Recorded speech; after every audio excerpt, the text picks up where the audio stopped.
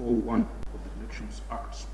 And 3, whether this court has jurisdiction to determine issues that were never addressed by the Court of Appeal. And 4, whether or not the appellant herein had the requisite academic qualification to vie for the position of governor of Wajir County. Now, as to whether the Supreme Court has jurisdiction to entertain this appeal, the first and second respondents, the interested party argued that the major ground upon which the first two superior courts based the decision was the appellant's lack of academic qualification under Section 22 of the Election Act to vie in the election. And according to them, that did not involve the interpretation or application of the Constitution. The appellant, through counsel, on the other hand, argued that this appeal is well founded on Article 1634 of the Constitution. Now, it is now settled that a court cannot arrogate to itself jurisdiction through craft of interpretation. The court's jurisdiction is donated by either the Constitution or statute or both. And the court's jurisdiction is not a matter of procedural technicality, but one that goes to the root of the court's adjudication process. On this court's jurisdiction, it is clear from our prior decisions that Article 163 of the Constitution, 4A and B of the Constitution, that not all decisions from the Court of Appeal, not all appeals lie to this court from the Court of Appeal. And under Article 163.4a, upon which this appeal is based, only issues founded on constitutional interpretation or application, and where such issues have been canvassed and have formed the basis of the Superior Court's decisions can be entertained by this court. Now, the question as to who is eligible for election as county governor is provided for by the Constitution. Towards this end, Article 182 thereof provides that to be eligible for election as county governor, a person must be eligible for election as a member of the county assembly. On the other hand, Article 1931 provides inter alia that unless disqualified under Clause 2, a person is eligible for election as a member of a county assembly if the person is a registered voter, satisfies any educational, moral, or ethical requirements prescribed by this Constitution or an Act of Parliament. It therefore follows that Section 22(1)(b)(2) of the Elections Act is clearly a derivative of the provisions of Articles 182 and 193(1) of the Constitution, and in interpreting the said section, therefore, a court of law has to measure and balance it against these constitutional provisions. We agree with the appellant that the issue of his academic qualification for election as governor for Wajir County was central in the proceedings. But even more compelling regarding the question as to whether this court has jurisdiction to entertain this appeal is the fact that we are also being called upon to determine whether an election court has jurisdiction to determine pre-election disputes, notwithstanding the provisions of Article 884E of the Constitution. And for us, there can be no clearer issue requiring the input of this court at the interpretative and application level. We have no doubt, therefore, that this court has jurisdiction to determine the appeal. Now that brings us to the second critical issue, and whether an election court has jurisdiction to determine pre-election disputes, including disputes relating to or arising from nominations, notwithstanding the provisions of Article 884E of the Constitution and Section 74(1) of the Elections Act. Now, the question as to whether an election court has jurisdiction to determine pre-election disputes has been extensively considered by this court in two recent decisions. In Silva's Lesamola Anami vs. IEBC, we were cognizant of the fact that there are conflicting decisions by election courts and the Court of Appeal on this matter. On the one hand, the courts have held that pre-election disputes, including those relating to or arising from nominations, are a preserve of the IEBC under Article 884E of the Constitution. On the other hand, the courts have held that notwithstanding the provisions of the foregoing article, election courts retain what we call a jurisdictional residuum to determine pre-election disputes. In addressing these conflicting judicial opinions, at paragraph 54, we rendered ourselves thus, and I quote, "How do we resolve the apparent conflicting positions taken by the Court of Appeal and election courts? Our view is that Articles 884E and 1051 and 3 must be read holistically, and that whereas the IEBC and PPDT are entitled, in fact empowered by the Constitution and statute to resolve pre-election disputes, including nominations, there are instances where the election court, in determining whether an election is valid, may look to issues arising during the pre-election period, only to the extent that they have previously not been conclusively determined on merits by the IEBC, PPDT, or the High Court, sitting as a judicial review court, or in exercise of its supervisory jurisdiction under Article 1653 and 6 of the Constitution. Where a matter or an issue has been so determined, then the election court cannot assume jurisdiction as if it were an appellate entity, since that jurisdiction is not conferred on it by the Constitution. In Sanindungu Iti versus IEBC and 3 others, this court, in a majority decision, extensively reviewed the decisions of the High Court and Court of Appeal regarding this question. The court emphasized the fact that the Constitution has to be interpreted holistically and purposively, and that the Constitution, being a living charter, is always speaking, and that in interpreting its provisions, a court of law must keep in mind that the Constitution cannot subvert itself. Towards this end, every constitutional provision supports the other, and none can be read so as to render the other inoperable. And at paragraph 67, the court stated, "In our perception, this conflict cannot be resolved by either discounting one school of thought or wholly embracing the other. What is critical, in our view, is the need to harmonize these well-reasoned opinions so as to give effect to both Articles 884E and 1051 and 99 of the Constitution, as read with Section 75(1) of the Elections Act.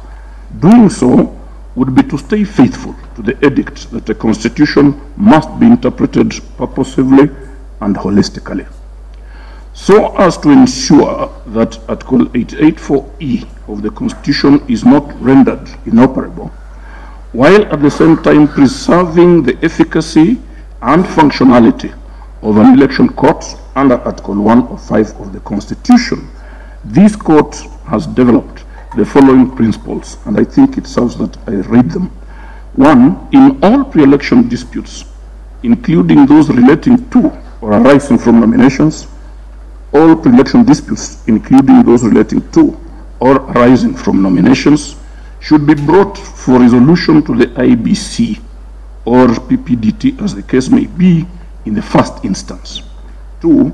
Where a pre-election dispute has been conclusively resolved by the IEBC, PPDT, or the High Court, sitting as a judicial review court, or in exercise of its supervisory jurisdiction under Article 16536 of the Constitution, such dispute shall not be a ground in a petition to the election court. 3. Where the IEBC or PPDT has resolved a pre-election dispute, any aggrieved party may appeal the decision to the High Court, sitting as a judicial review court or in exercise of its supervisory jurisdiction. And the High Court shall hear and determine the dispute before the elections and in accordance with the constitutional timelines. 4. Where a person knew or ought to have known of the facts forming the basis of a pre-election dispute and chooses through any action or omission not to present the same for resolution to the IEBC, such dispute shall not be a ground in a petition to the election court. 5. The action or inaction in 4 above shall not prevent a person from presenting the dispute for resolution to the High Court, sitting as a judicial review court, or under Article 165(3)(6) of the Constitution, even after the determination of an election petition. 6. In determining the validity of an election petition under Article 105 of the Constitution or Section 75(1) of the Elections Act, an election court may look into a pre-election dispute if it determines that such dispute goes to the root of the election and that the petitioner was not aware or could not have been aware of the facts forming the basis of that dispute before the election. We believe that the foregoing principles may pave the way in streamlining the electoral dispute resolution processes, both at the pre-election and post-election stages. Applying the reasoning in Sylvester Lesamula and Sami Waita, alongside the foregoing principles to the instant case, we note that a complaint had been lodged before the IEBC Dispute Resolution Committee by Mr. Abdurrahman Mohamed Abdile, questioning the suitability of the petitioner to vie for the position of county governor on account of his academic qualifications. However, this complaint was pursued no further and was not prosecuted. As a consequence, the IEBC Dispute Resolution Committee dismissed it for want of prosecution. The respondent herein did not file any complaint to the IEBC questioning the petitioner's academic qualifications, nor did he pursue the original complaint which had been lodged by Mohamed Abdile. In fact, he is on record as stating that he had all along been aware of questions surrounding the petitioner's academic qualifications, not just in 2017, but since the year 2013. On both occasions, he chose not to lodge any complaint at the IEBC until after the elections of 2017, when the petitioner had been declared the winner of the election. In other words, the first respondent decided to ignore or overlook the clearly established constitutional mechanisms for resolving re-election disputes until after he had lost the election. What are we to make of a situation where a contestant ignores the Constitution, drags an entire county through a grueling election, only to turn around and intone that his rival was not qualified to vie in the first place? Is an election court to assume jurisdiction over such a dispute in such circumstances? We think not, if we were to allow contestants or any other person to consciously incubate a dispute by passing the Constitution and originating it an election court. That would surely render Article 884E of the Constitution inoperable. For if one can originate any dispute at the election court, why bother with the IEBC? The IEBC, in relation to election disputes, would surely become obtuse. It is in this regard that we developed principle number 4, which we have already adverted to. In Lesamula, the question as to whether the third respondent therein was a registered voter had been determined by the IEBC Dispute Resolution Committee. No appeal was preferred to the High Court, or sitting in as a judicial review court or in a supervisory capacity. This court, in holding that the matter could not be revived at the election court, stated, to put our holding into context, therefore, there is evidence that the question whether the third respondent was a registered voter was determined by the IEBC Dispute Resolution Committee, which resolved that the names refer to the same person. No appeal or judicial review proceedings were instituted to challenge that decision, and although the petitioner was not a party to the proceedings, it has not been shown that he was unaware of them, or that when he became aware of the same, he took any action save filing of the election petition before the election court. On what basis can this court now find otherwise? And we submit none. In any event, the decision of the quasi-judicial body within the IEBC stands, and it has never been overturned. The election court and the Court of Appeal were bound by it, and therefore properly declined to assume jurisdiction in the matter. We see no reason to overturn the decision. And similarly, in Waiti, the majority decision we rendered ourselves thus. Accordingly, the question as to the validity of the second respondent's independent candidature only arose in the election petition filed in the High Court. The petitioner, having been chief agent of the Jubilee Party for Laikipia East constituency, knew all along, or ought to have known, that the second respondent had quit the party and would be contesting the ensuing election as an independent candidate. With this knowledge, he chose not to challenge the validity of the independent candidature at the appropriate forum. It is therefore clear that the court places a premium on whether a petitioner had prior knowledge or the facts giving rise to the pre-election dispute. In the appeal before us, one could argue that the pre-election dispute was not determined on merits, since it was dismissed for want of prosecution. As such, it cannot be said to fall within the ambit of Article 884E of the Constitution. Such an argument is informed by judicial decisions to the effect that a dismissal of a matter for want of prosecution does not operate as an estoppel in civil proceedings. Such a contention may hold water in ordinary civil proceedings, but not in election disputes where constitutional provisions and timelines are at play. Here, the person who lodged the complaint decided not to prosecute it for whatever reasons. The respondent not only chose not to pursue or revive the complaint, he chose not to lodge any complaint at all.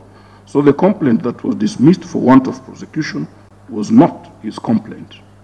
On the basis of the foregoing reasoning, we find and hold that both the election court and the Court of Appeal wrongly assumed jurisdiction in determining what was clearly a pre-election dispute regarding the academic qualifications of the Commission.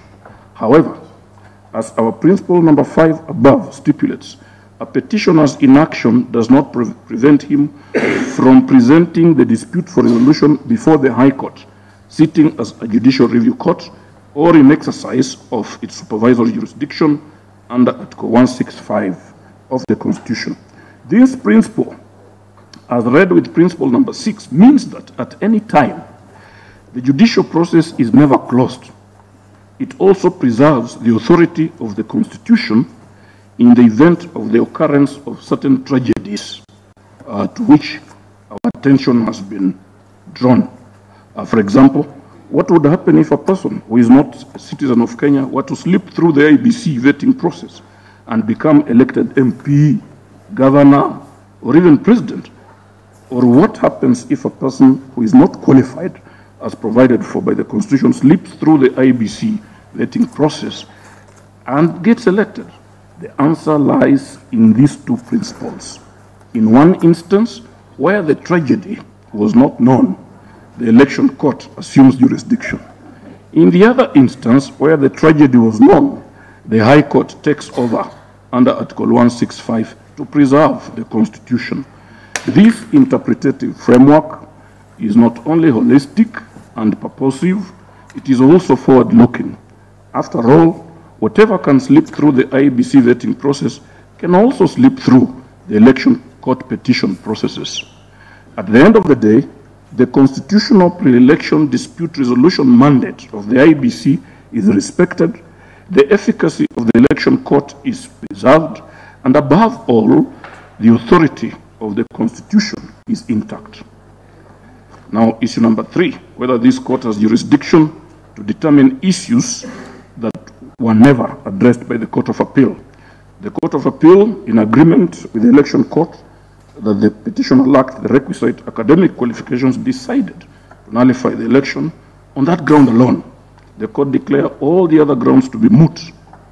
Notwithstanding this decision by the Court of Appeal, it was urged that this court should nonetheless assume jurisdiction and determine the issues that were left unresolved by the appellate court. It is our position that in the absence of a determination by the Court of Appeal on an issue, no appeal can properly fall before the Supreme Court in exercise of its appellate jurisdiction under Article 163(4) of the Constitution. And in the case of Basil Criticus, we long posed this question. In the absence of a judgment by the Court of Appeal, in which constitutional issues have been canvassed, what would this court be sitting on appeal over? The same question obtains in the prevailing circumstances, and in this regard, we are in agreement with Justice Lenaola's opinion on this question as expressed in paragraphs 203, 204, 205, 206, and 207 of his dissent. We have made certain observations as to the issue relating to evidence. Now, ladies and gentlemen, the final orders of the court are that it is now time to issue the consequent orders, and the first order is that the petition of appeal dated 3rd May 2018 is hereby allowed. Number 2, the judgment of the Court of Appeal dated 20th April 2018 is hereby set aside. The declaration of the result of the election by the Independent Electoral and Boundaries Commission in respect of the Governor of Wajir County is hereby upheld. The parties